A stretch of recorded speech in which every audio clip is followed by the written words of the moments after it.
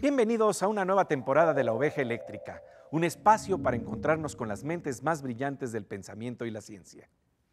¿Qué tal, Pepe? ¿Qué tal, Silvina? Siempre es un gusto explorar juntos el pensamiento de vanguardia en Canal 22. Así es, querida Silvina, y de hecho, un ejemplo de ello es cómo llevar los hallazgos científicos sobre el cerebro a la escuela, a una educación que estimule nuestra creatividad, nuestro potencial. Para investigar este tema fundamental en nuestra sociedad, Pepe Gordon conversa con el doctor José Antonio Marina, destacado filósofo y educador español, experto en neurociencias, autor, entre otros libros, de Teoría de la Inteligencia Creadora, La Educación del Talento y el Cerebro Infantil.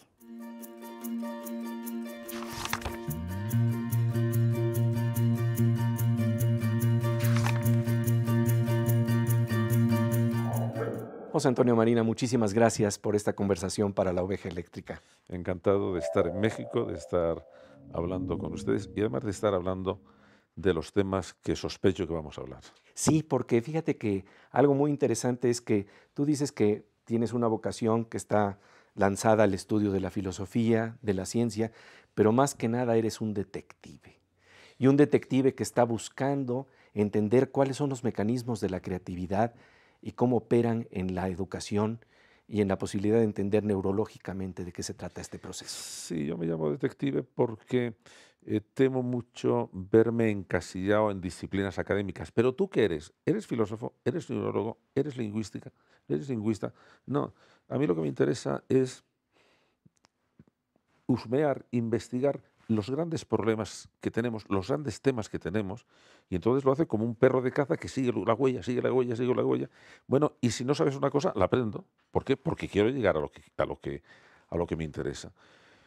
Y en este momento yo creo que está apareciendo un tipo de personajes de este estilo. Los en inglés empiezan a llamarlos nomad, los locos del conocimiento. Es decir, usted, si es que yo lo que quiero es enterarme. Y cuando veo un problema, bueno, lo sigo hasta que tengo más o menos la idea de cuál puede ser la solución. Y en mi caso, además, considerando que este trabajo es un servicio público que hacemos. ¿Por qué?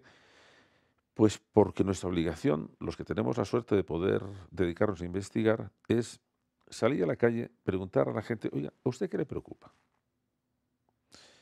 Y casi con toda seguridad van a ser preocupaciones que nos afectan a todos y que plantean problemas serios. Entonces, volver a nuestro despacho, dedicarnos a investigar el asunto y luego salir a la calle a explicárselo otra vez a la gente de la calle, porque necesitan estar enterada de lo que pasa.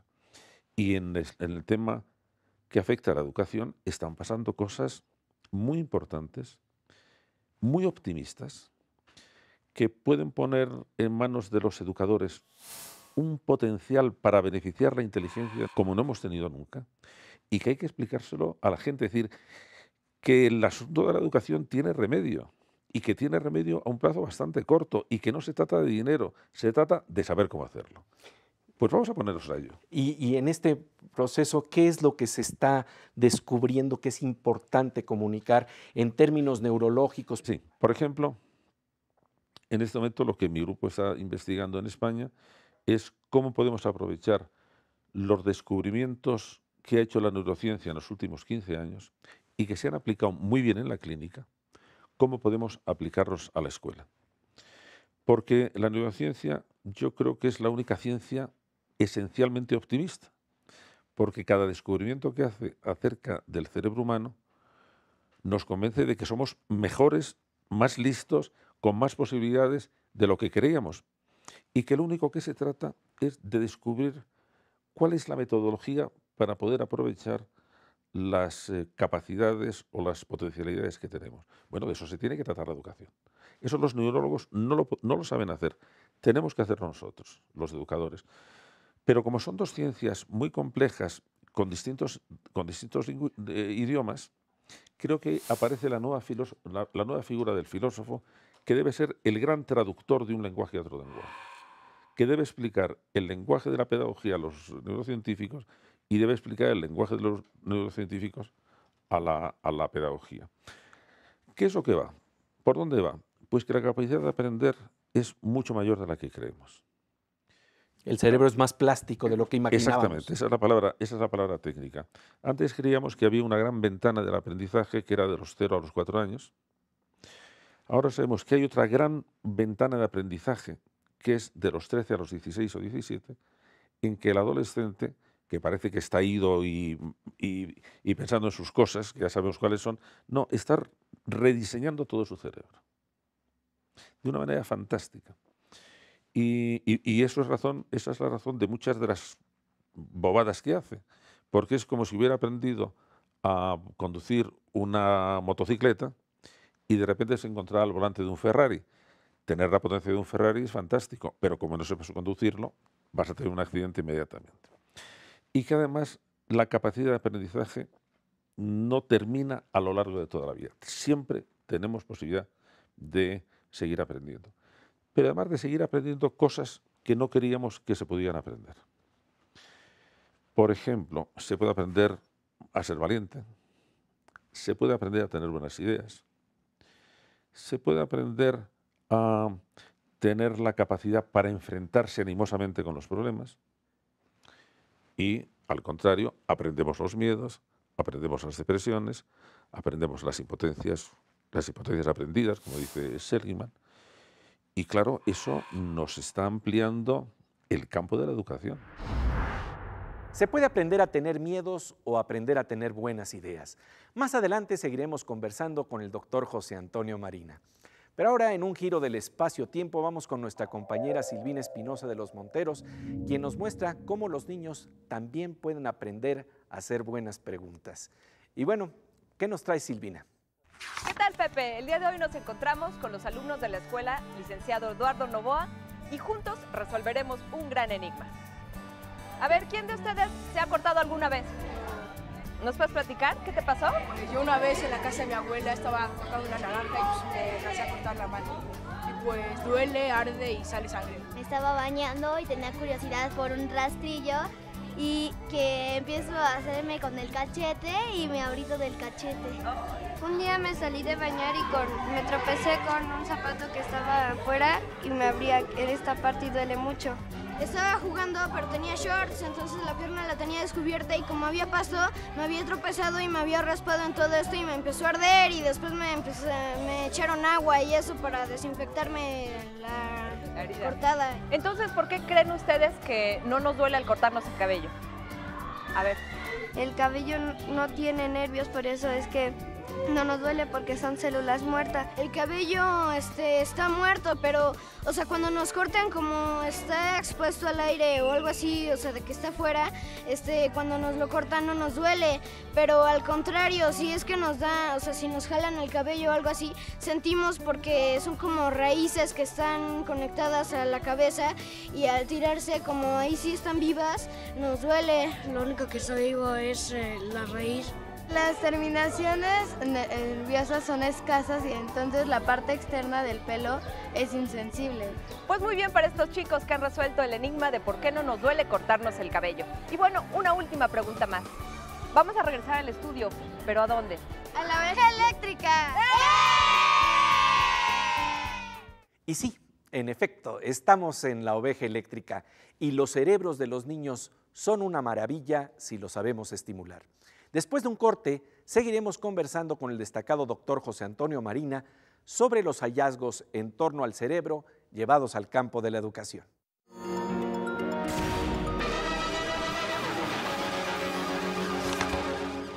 Estamos de regreso en la oveja eléctrica para hablar sobre la aplicación de la neurociencia del conocimiento del cerebro en el salón de clases. Pepe Gordon conversa con el doctor José Antonio Marina, un pensador español que ha creado una fundación para aplicar los descubrimientos científicos sobre el cerebro en el campo de la educación.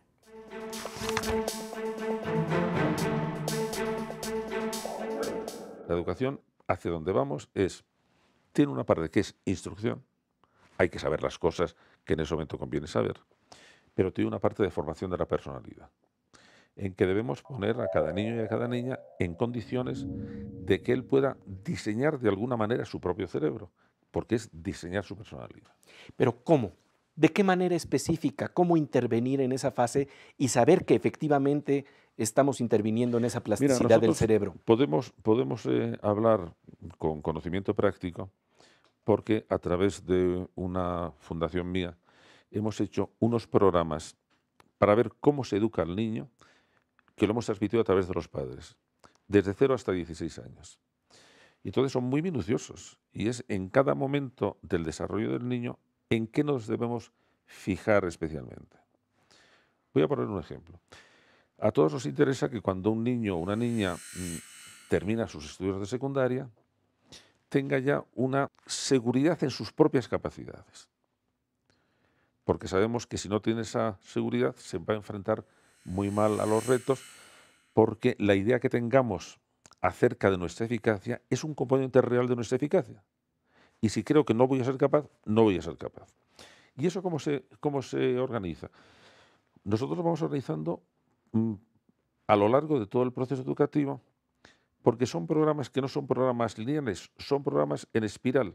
Van pasando por el mismo sitio, a diferente nivel, porque lo que nos interesa es ir consolidando hábitos fuertes en ese niño. La seguridad en sí mismo. Tiene un primer plano, una primera etapa, que es entre los 0 y los 4 años, donde el papel principal lo va a tener a través de los padres, que lo que van a hacer al niño es darle la idea de que el mundo es un lugar acogedor y previsible. ¿Cómo decimos que lo hacemos? El niño tiene que aprender a que sus necesidades van a ser satisfechas y puede vivir seguro, a que la vida tiene un ritmo, a que los ciclos son previsibles, de manera que el niño necesita tener unos referentes horarios muy firmes, a que se les ponga límites, porque los límites estructuran el mundo del niño, si no se pierde una especie de angustia que no sabe lo que hacer. Eso es de 0 a 4 años. Pero cuando entra en la enseñanza primaria, entonces ya cambia, debemos dar otra etapa. Ahí en la escuela hay que convencer a todos los niños de que son capaces de hacer bien alguna cosa. Todo niño tiene que tener en primaria la experiencia de triunfo merecido en algo. Y cuando los docentes me preguntan, ¿y si es muy torpe? Esa es tarea nuestra. La tarea nuestra es organizar bien las metas para que todo el niño sepa, he sido capaz de hacer esto. Porque se ha pescado ese anzuelo educativo, como es una experiencia muy agradable para el niño, va a querer repetirla y se va a esforzar en repetirla. Luego, en el último año antes de pasar a secundaria, ya tenemos que cambiar el tema de la seguridad. Tenemos que convencer a todo niño y a toda niña de que él es una persona valiosa y que tiene una dignidad que merece respeto de todos los demás. Y que él debe tener el valor de exigir respeto a todos los demás y de respetar a los demás. ¿Y por qué esto es importante? Porque cuando pasan a secundaria, el poder del grupo va a ser tan fuerte que necesitamos que cada niño y cada niña tenga entidad suficiente para enfrentarse al grupo. Ese tipo de seguridad en sí misma y en que él merece respeto. Independencia de campos. Bueno, claro, ya ves que entonces hemos ido consolidando algo que al final podemos decir es el niño tiene seguridad en sí mismo, pero midiendo muy bien cómo en cada momento tenemos que insistir más en la seguridad básica, otra en la competencia en la escuela y otra en el sentimiento de la propia dignidad. Y así en todas las cosas. Así es como podemos educar, por ejemplo, la creatividad. Las 100.000 millones de neuronas del cerebro, estimuladas de manera apropiada, con las pausas y los ritmos adecuados, liberan nuestro potencial. Seguiremos hablando de este interesante tema, pero ahora vamos con los experimentos de Aura, de nuestra querida compañera Aura. ¿Dónde estás, Aura? Pepe, estamos en la escuela Leopoldo Ayala en el turno matutino y justamente vamos a hacer un experimento delicioso porque vamos a hacer nieve para este calor. ¿Cómo ves? Pues tal parece que se trata de un experimento refrescante. Para eso está conmigo la maestra Claudia Escobar. Claudia, ¿cómo estás? Muy bien, Aura, ¿tú? Muy bien. Oye, justamente hace mucho calor y vamos a hacer nieve. Cuéntame un poquito el proceso para hacer todo esto. Mira, necesitamos un baño de hielo y un puñito de sal para poder evitar la deshidratación del hielo y que se mantenga más tiempo. Vamos a sumergir nuestro jugo para poderlo integrar a una temperatura más baja y que cambie de estado. Vamos a observar el cambio de estado líquido a estado sólido. El estado sólido, ¿se acuerdan, muchachos, que tenemos las moléculas perfectamente ordenadas? En el estado líquido están más libres. Tú vas a ver este cambio cuando se empiezan a formar unas ciertas agujas en tu jugo. Lo tenemos que mover para poder integrar de manera uniforme, que todo el líquido de nuestro jugo se impregne de este nuevo cambio de temperatura y cambie el estado del líquido a sólido. Que justamente una de las ventajas de hacer este experimento es, por ejemplo, cuando digo calor, porque tiene que ver con la biología por nuestra temperatura, ¿cierto? Nos va a ayudar a mantener el equilibrio hemostático de nuestro cuerpo con el exterior. Entonces, en esta época es muy conveniente pues preparar un poco de nieve. Pues bueno, después de varios minutos, casi 30 minutos estando moviendo la bolsa, ya por fin tenemos nuestra nieve, podemos verla acá, que yo creo que huele muy bien. Debe de oler bien. Huele bien, a ver. Huele a fresas. Ahora yo te voy a ganar y la voy a probar. Así es, fue tu trabajo. A ver, vamos a ver. Sabe muy bien. ¿Sí? Ya saben cómo hacer nieve en casa, es un experimento muy sencillo. Y bueno, muchas gracias por tu tiempo, Claudia. Al contrario, Aurea, un gusto. Nosotros vamos... En efecto, estamos en La Oveja Eléctrica, un espacio que estimula la imaginación y la curiosidad. Volvemos enseguida para conversar con el doctor José Antonio Marina sobre un tema apasionante. ¿Se puede educar la creatividad?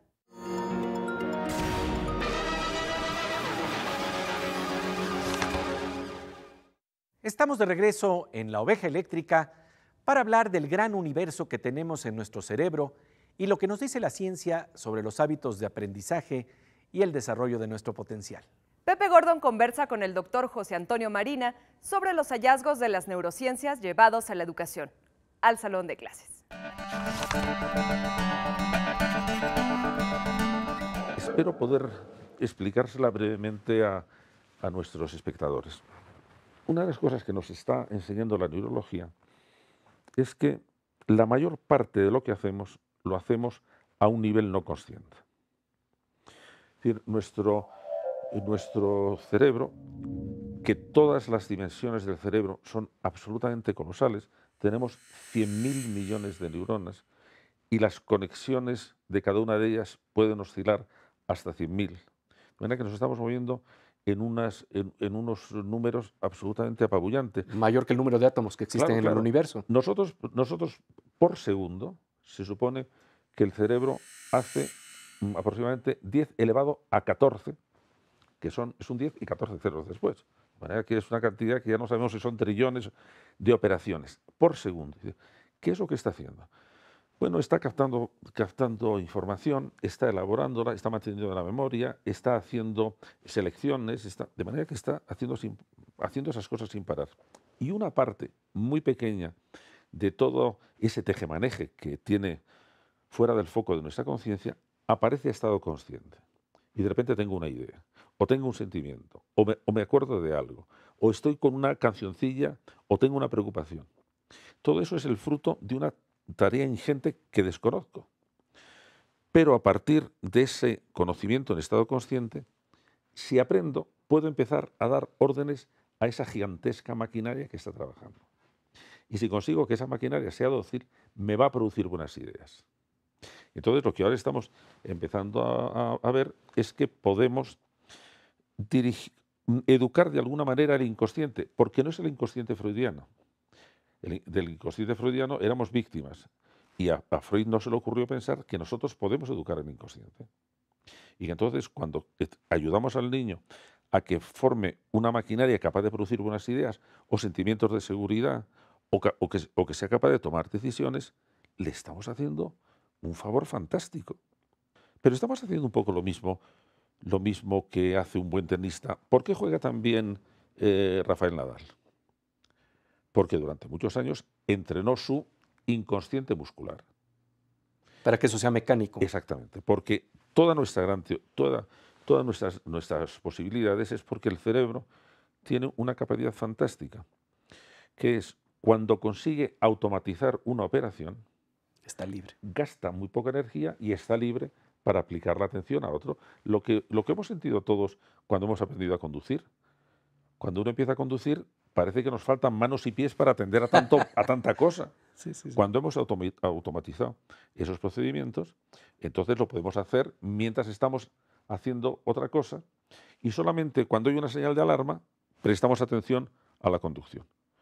Pero el podernos descargar de ese focalizar la atención nos permite dedicarnos a otras cosas. Cuando dominamos muy bien los automatismos de una lengua, podemos intentar hablar o escribir de manera elegante o divertida. Cuando no dominamos bien una lengua, bastante es que organicemos una frase. Estamos pendientes en esas cosas, de manera que la creación de hábitos es una fuente, es una de los objetivos absolutamente fundamentales de la educación. Y tenemos que saber qué hábitos están automatizando nuestros niños, porque eso es lo que le va a permitir la libertad de creación. Igual que cuando Rafa Nadal consiguió responder mejor al saque de su contrincante, bueno, mejoró mucho su juego. ¿Y cómo lo hizo? Bueno, pues lo hizo entrenando mucho, porque se van mejorando los hábitos musculares o los hábitos de pensamiento muy poquito a poco. Y claro, necesitas, si tienes un buen maestro, vas a ir mucho más rápido. Y al final, sin darte cuenta, se te empiezan a ocurrir mejores ideas, sentimientos más animosos, te encuentras con más competencia para enfrentarte a los problemas. Claro, pensar que ahora tenemos la metodología para hacerlo, que sabemos en qué momento de la evolución del niño debemos insistir en unos hábitos o en otros, y cómo esos hábitos, en vez de limitar sus capacidades, aumentan su libertad de expresión o su libertad de creación. Bueno, es un panorama realmente muy entusiasmante, por lo menos yo me entusiasmo con este programa. Se trata de cultivar hábitos para liberar nuestro potencial creativo. La buena noticia, el cerebro tiene la plasticidad para seguir creciendo. Gabriel García Márquez, en un prólogo al libro del neurocientífico Rodolfo Ginás, decía que tanto el investigador como el novelista ansían que el ser humano aprenda por fin a entenderse a sí mismo, a entender su potencial, diríamos nosotros. Este es un tema científico de eminente belleza, nos dice García Márquez. El cerebro es una máquina para soñar. Seguiremos investigando sus posibilidades. En el próximo programa de La Oveja Eléctrica continuaremos con esta interesante conversación con José Antonio Marina. Pasamos ahora a la sección Aguas con la Morsa, con el físico Manuel López Michelot.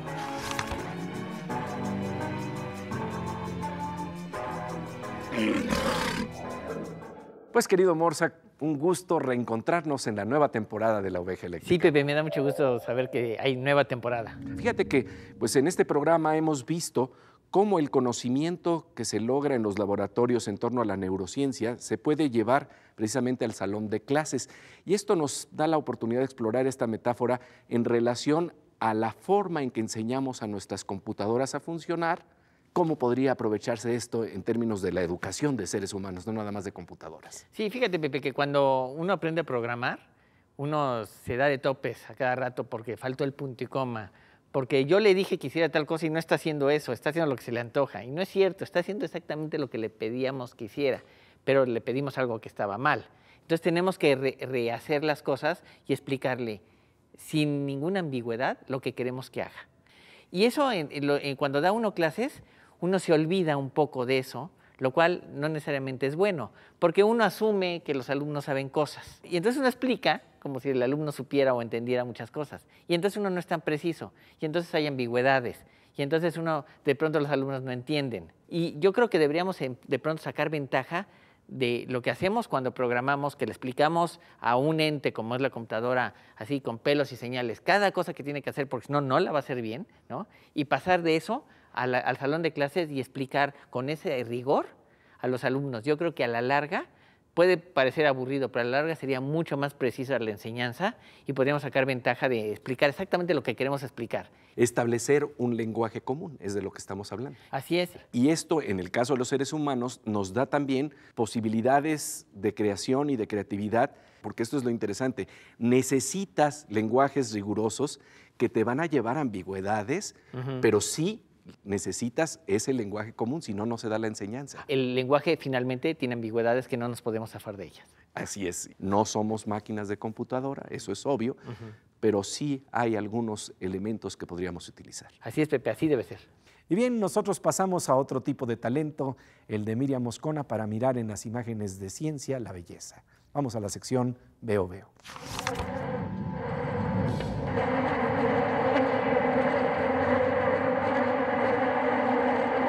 Fíjate que a veces los hallazgos que se pueden dar en la ciencia pertenecen a un orden tal vez inesperado y que quizás tienen que ver con lo que podríamos llamar también ciencia ciudadana. A veces creemos que los poetas, los astrónomos, los matemáticos son seres de otro planeta, en especial cuando nos enteramos que un chavo de 15 años descubre una serie de galaxias enanas, no te voy a decir que aquí al ladito, pero sí en la galaxia de junto.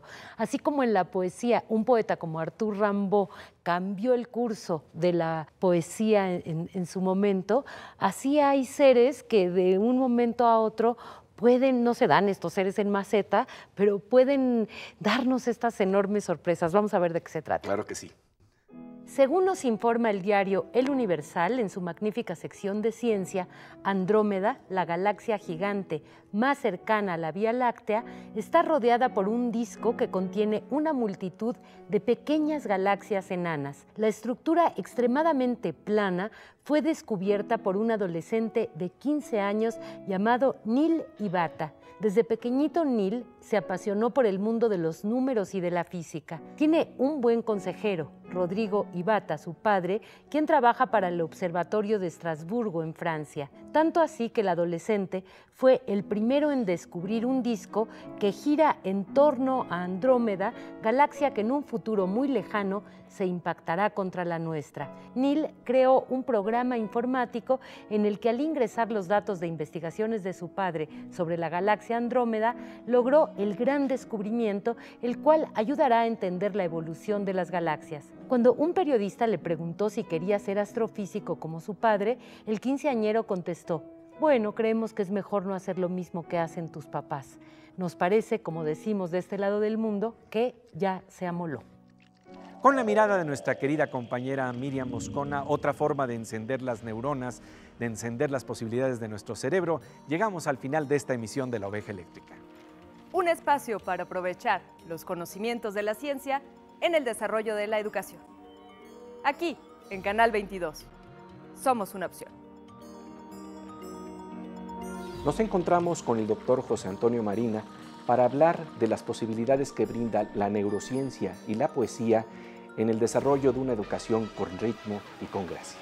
Aprender es una experiencia maravillosa y ahora sabemos que el talento no está antes, sino después de la educación. La educación es la generadora de talento y eso es una muy buena noticia. Les esperamos en La Oveja Eléctrica. Para hablar de esta revolución educativa aquí en Canal 22.